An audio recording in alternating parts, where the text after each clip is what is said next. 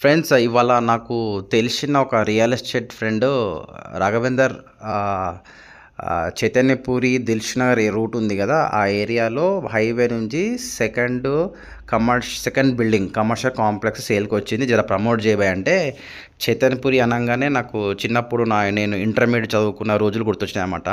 Shri Chaitanya college. అప్పుడు ఏది కొనాలన్నా, ఏది తినాలన్నా చైతన్యపురి, దిల్సుఖ్‌నగర్‌కే పోవాలి. సో, అలాంటి ఏరియాలో అన్న మంచి కమర్షియల్ కాంప్లెక్స్ వచ్చింది. ప్రమోట్ చేయంగానే నేను దబ దబ ఉరికి చూసుకున్నానన్నమాట. నాకు బిల్డింగ్ మాత్రం చాలా నచ్చింది ఫ్రెండ్స్. 3,60,000 రెంట్లు అంటే మామూలు విషయం కాదు.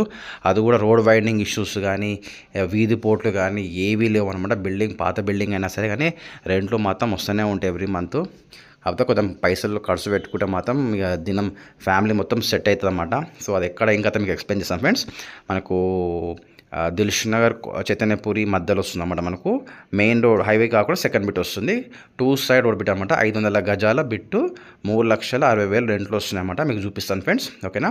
ఇది హైవే బిట్ కాదు, సెకండ్ బిట్ అనమాట. 2 సైడ్ రోడ్ ఉంటుంది. 3,60,000 రెంట్లు.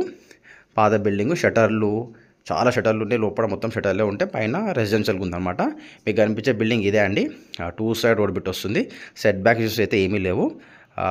ప్రైస్ వచ్చేసి 10 కోట్లు చెప్తున్నారు. స్లైట్లీ నెగోషియబుల్ ఉందన్నమాట. మా కమిషన్ ఇదే అండి బిల్డింగ్. మా కమిషన్ 1% కమిషన్ ఖచ్చితంగా ఉంటుంది ఫ్రెండ్స్. డైరెక్ట్ ఓనర్స్ మాత్రమే కాల్ చేయండి. ఖచ్చితంగా నెగోషియబుల్ అయితే ఖచ్చితంగా ఉంటుంది ఫ్రెండ్స్. ఓకేనా. Thank you very much.